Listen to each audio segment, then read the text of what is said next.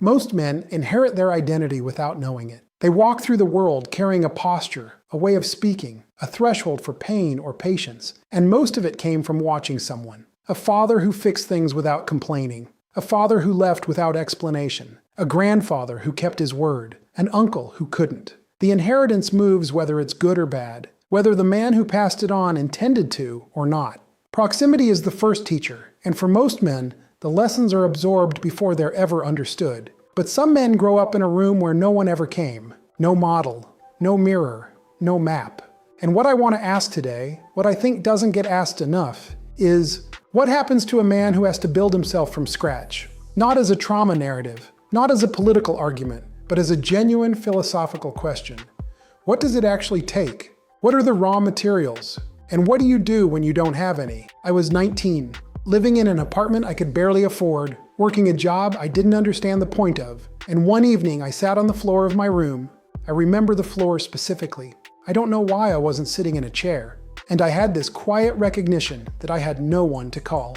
Not that I was alone in the emergency sense. I had people around me, but I mean I had no one to call the way a son calls a father when he doesn't know what to do with his life. When the weight of becoming a man starts to land on you, and you need someone who's already been through it to tell you where to put your feet. I remember hearing other men talk in that particular way. My father always told me, or I watched my dad and learned to, and feeling something I didn't have language for at the time.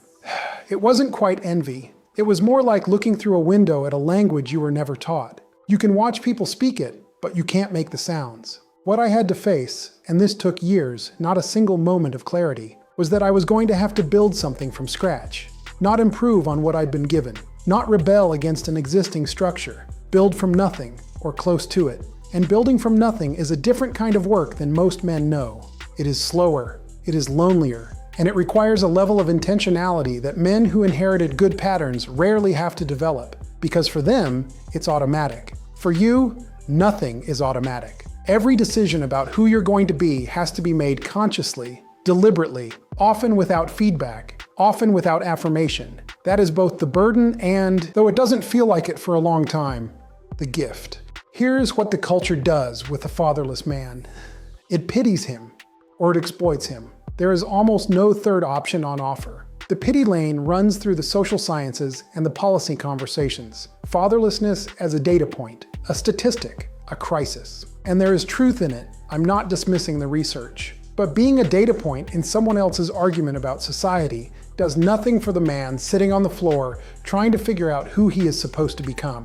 The exploitation lane is more dangerous because it presents itself as empowerment. A large portion of what you find when you look for answers as a young man in that position, the internet searches, the algorithm-fed videos, the ideological communities, is not interested in helping you build an identity. It is interested in selling you one, a pre-made identity, a ready-to-wear masculinity. Put on this posture, use these words, follow this hierarchy, now you are a man. The red pill community understood correctly that there is a generation of men walking around with no map. What it offered as a solution was not a map, it was a costume. Alpha and beta dynamics, dominance frameworks, scripts for how to perform strength in front of women and compete with other men. And men starving for identity will wear almost any costume if you tell them it means something. But a costume is not an identity. A performance is not a character. And men who build themselves on borrowed scripts will find, eventually, that the script runs out. And underneath it, they are still the same unanswered question they were at 19. The failure isn't in the men who grabbed onto those frameworks. The failure is in the frameworks. They were never designed to actually build anything. They were designed to sell something. What no one wants to tell the fatherless man is that there is no shortcut, that building yourself is real work, that it is less exciting than the red pill revelation, and less comforting than the pity narrative, and significantly slower than anyone online will have the patience to acknowledge. But it is the only thing that actually works. So here is what the work actually looks like. The first thing a man has to do is make a decision that most men never consciously make. He has to decide that he is responsible for his own formation. Not his circumstances, not the men who failed him, not the system, him. This is not a moral judgment of his history. He didn't choose what happened. But he has to make a decision that who he becomes from this point forward is his work and his ownership. Not because it's fair, but because without that decision, everything else is just reaction. You are still being shaped by what was done to you, rather than by what you are choosing. That decision is foundational. Without it, all the books and the mentors and the disciplines are just motion without direction. Then comes the harder work of studying the men you want to become. Not celebrities, not social media archetypes. Men with proximity to you. Men you can actually watch. Men whose lives reveal something about what it costs to be who they are. You are looking for three things: how they handle pressure, how they treat people who can do nothing for them, and what they do when no one is watching. Character under load. That's the curriculum. Most fatherless men were never taught to read character like this. They were either too guarded to let men close enough to observe, or they attached too quickly and too eagerly to the first man who showed them attention.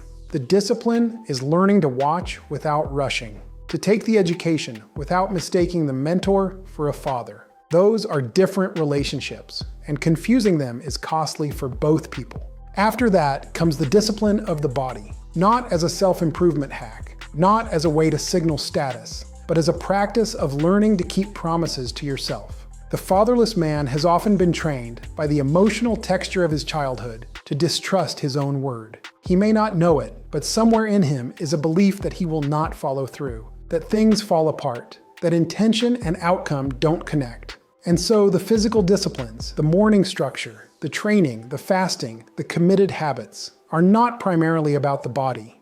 They are about rewriting that internal story. Every promise you keep to yourself teaches you something.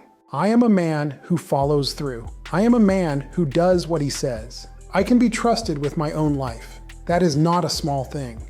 For some men, it takes years to believe it. At some point in this work, a man runs into something that no amount of discipline or mentorship or self-study fully resolves.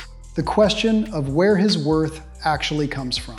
Because you can build structure, you can keep promises to yourself, you can study character and acquire discipline, and surround yourself with better men. And still, in quiet moments, there is a question underneath all of it. Am I enough? Was I worth staying for? The men who don't have an answer to that question outside of their own performance will be enslaved to it for the rest of their lives. They will work and achieve and build, and none of it will settle the question. Because performance doesn't answer worth. It only defers the question to tomorrow, to the next accomplishment, to the next metric. I don't believe a man can build a lasting identity on self-generated worth. I've tried. I've watched others try. What it produces is either exhaustion or arrogance, and neither of those is the man you actually want to become. There's a verse in Isaiah, chapter 43, verse 1, that I return to when this question surfaces. It says, "Fear not, for I have redeemed you. I have called you by name. You are mine." To be called by name is to be specifically known, not generically acknowledged, not included in a category, known as a particular person, with a particular life, with a particular assignment. The fatherless man, the unbuilt man, the man who felt unnamed by the people who should have named him. The theological claim of that verse is that there is a father who named you before any of that happened. That changes the work. Not by making it unnecessary, you still have to do the work, but by removing the unbearable weight of doing it to prove that you exist. You're not building yourself so that you can deserve to take up space. You're building yourself because you were already given space, and you have something specific to do in it. That is a different foundation, and it holds up in a way that self-made identity simply does not. Here is what I want to ask you to do today. Just one thing. Find something you've been putting off that requires only you, a decision, a habit, a conversation with yourself, and do it today. Not as a performance, not to check it off. Do it as a deliberate act of keeping a promise to the man you are building. And when you're done, say this out loud. It doesn't matter where you are.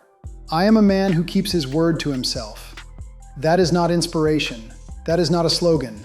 That is a declaration of identity. And the more you live as though it is true, the more true it becomes. The man no one built still gets built. Just by different hands, over a longer time, with more intentionality than most men will ever have to develop. That is not a disadvantage. That is your formation. All right, gentlemen, remember what I said? and go be legendary.